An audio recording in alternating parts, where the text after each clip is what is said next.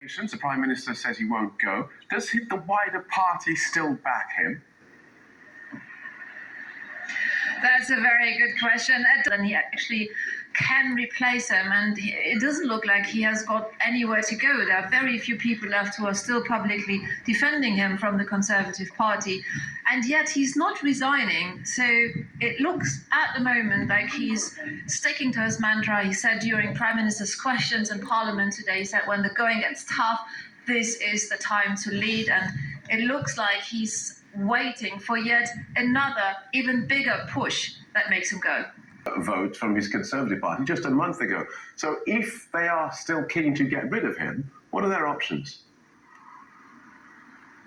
It's a not very straightforward process. It needs is that an influential backbench committee is going to have a word with Boris Johnson this afternoon, early evening. So these are the so-called men in grey suits, and they will carry symbolically these knives, and it's expected that there will be a threat.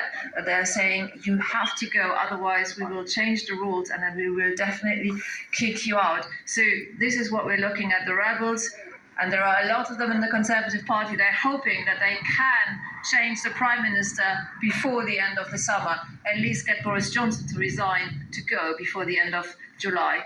And amid all this talk, it's easy to for decades in 2019. Is his popularity with the public holding?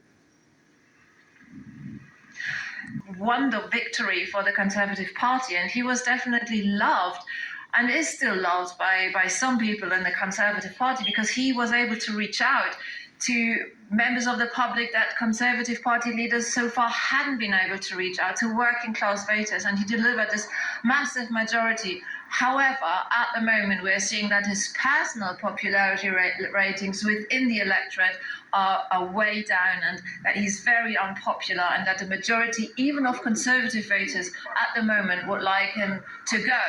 Labour is by about 10 points at the moment. So at the moment, he's not the vote winner for the Conservative Party that he once was, and that's also behind this swell of negativity and this urge to make him go within the Conservative Party. And these latest calls for him to go.